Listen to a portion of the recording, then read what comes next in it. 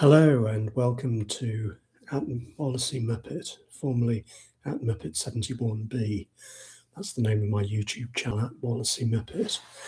And I'm here to do a live stream tonight to make a correction over some of the live streams I've already made concerning BBC Local Radio, News and Current Affairs TV studios, and BBC Local Radio Central Apparatus Rooms, or what the situation now is with them, since virtual central apparatus rooms were rolled out 14 or 15 years ago at BBC Local Radio.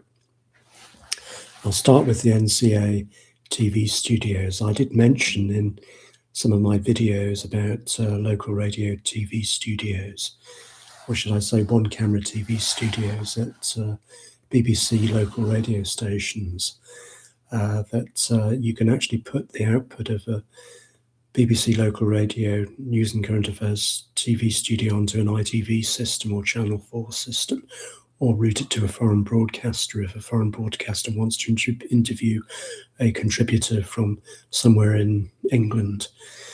I did say in the video that network switching centres can switch the lines from such studios to the ITV system, to an ITV company, or an ITV company's TV studio can be switched to a BBC system when they're interviewing a distant contributor on a news programme like Channel 4 News, or the BBC 6 o'clock news, for instance.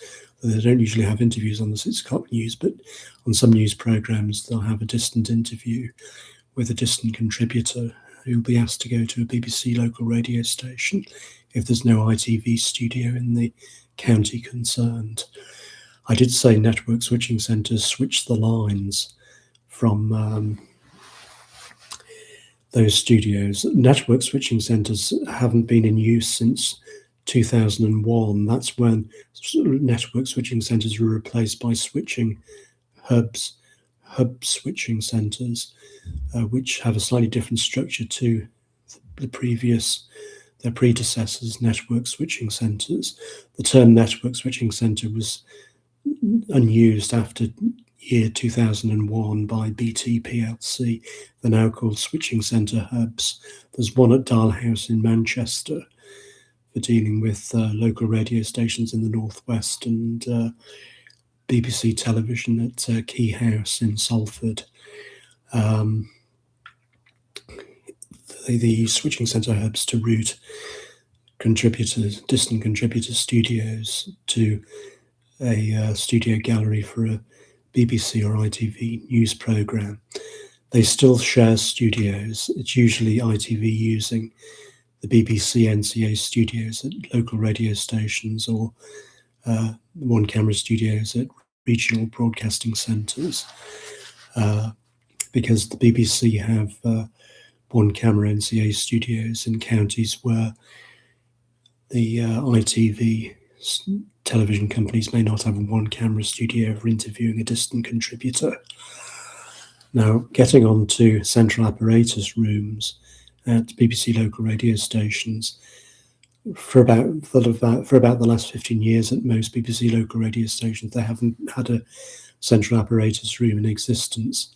All the equipment's been taken out of the place where the central apparatus room was, because the back-end equipment which was in the central apparatus room is now in London or Birmingham for any English BBC local radio station.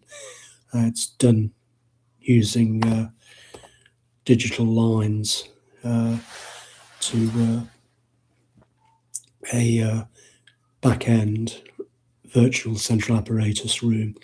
So at local radio, they don't actually have central apparatus equipment on the premises. They just have a line termination cupboard, and all the back-end equipment is in either London or Birmingham.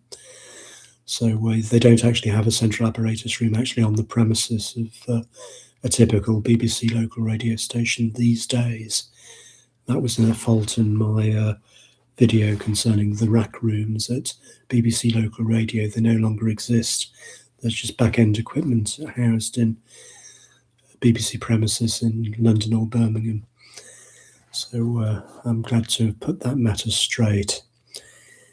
As I say, The channel which I'm on was once called @Muppet71B.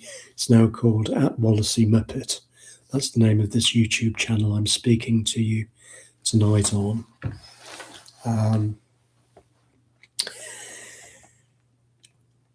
Other than that, what was in my videos was more or less correct. But as to say, to recap, network switching centers haven't been in use since 2001, or the term network switching center. They're now called switching center hubs. And there's one at Darnhouse in Manchester. There's another one at Telephone House in Birmingham. There's one in at the base of the telecom tower in London, and other places around the country in the major cities. The structure of a switching center hub is a bit different to a network switching center, but I'm not at liberty to explain how they differ.